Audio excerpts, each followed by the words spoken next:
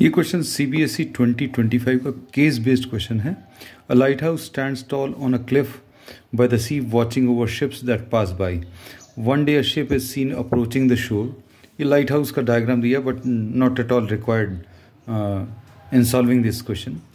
One day a ship is seen approaching the shore and from the top of the lighthouse, so this is the lighthouse, the angles of depression of the ship are observed to be 30 degrees and 45 degrees as it moves from the point P to point Q. ये point P है, ये point Q है, and this is the top of the lighthouse.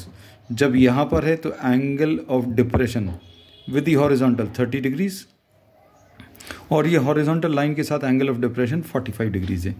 P पर 30 degrees है और Q पर 45 degrees है। The height of the lighthouse is 50 meters. This is given equal to 50 metres.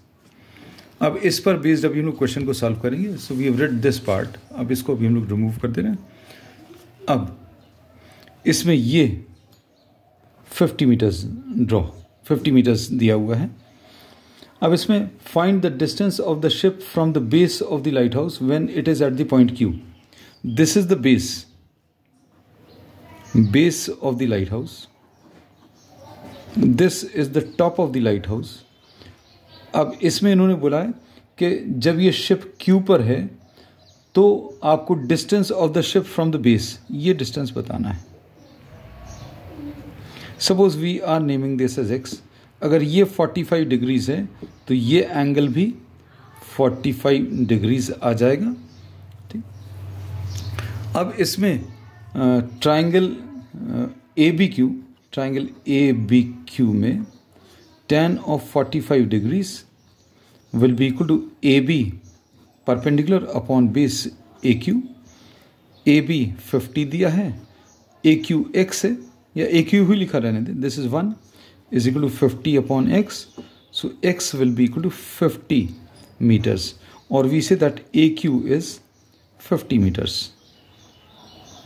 So this is what the distance of the point Q from the base. So this is the answer to the first part. अब उसके second part में find the measures of the angles PBA. अब हम लोगों को जो angle बताना है वो कौन सा एंगल PBA बताना है।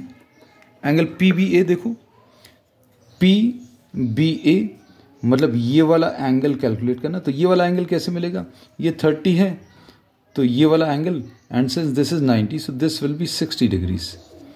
तो angle PBA will be equal to 90 minus 30 which will be 60 degrees. फिर उसके बाद QBA, अब ये 45 है तो ये बचा हुआ एंगल भी 45 डिग्रीज आएगा। Angle QBA this will be equal to 90 minus 45 which is the angle of depression which is given. This is 45. अब इसका third part, find the distance traveled by the ship between the points P and Q. अब आपको ये distance बताना है। Suppose ये PQ is to be calculated. अब ये कैलकुलेट करने के लिए अभी हम लोग क्या बोलेंगे, ये 30 डिग्रीज है, this is 30, this angle is 30 degrees, therefore this angle will also be 30. तो ट्राइंगल APB में tan 30 will be equal to perpendicular AB upon base AP, और ये 50 है, AP निकाल लें। This is what tan 30 is 1 by root 3 is equal to 50 upon AP. इससे AP की value 50 root 3 आ जाएगी। तो ये वाला डिस्टेंस 50 रूट 3, ये 50 रूट 3 आ गया ये डिस्टेंस। हम लोगों ने AQ ऑलरेडी कैलकुलेट किया। PQ अगर निकालना है तो सिंपल ज्योमेट्री, PQ अगर निकालना तो AP में से AQ माइनस कर दें, AP माइनस AQ।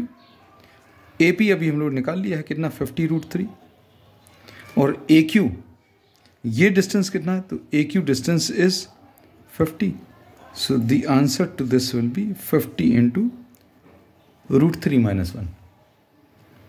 अब उसके बाद नेक्स्ट पार्ट में, if the ship continues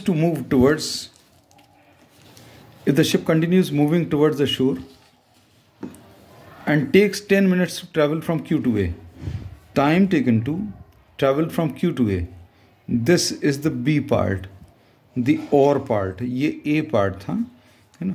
time taken to travel from Q to A, Q से A तक ट्रैवल करने में कितना 10 मिनट्स लग रहा है.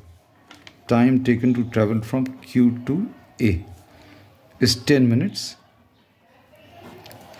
इसको अब 10 डिवाइडेड बाय 60 मतलब 1/6 आवर्स लिख सकते हैं. ठीक. Calculate the speed of the ship. अब डिस्टेंस अभी हम लोगों को मालूम है, speed will be distance upon time.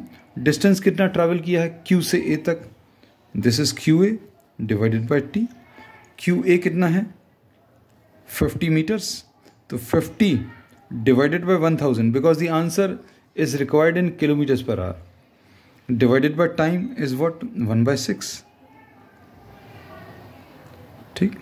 अब इसमें क्या कैंसिल होगा, 0 और 0 कैंसिल हुआ, तो ये कितना आ जाएगा आंसर इसका 5/100 इंटू 6/1. इसको अभी हम लोग ऊपर ले जाएंगे, ये कितना आ जाएगा 30/100 विच will B 0.3 kilometres per hour. So this is the answer.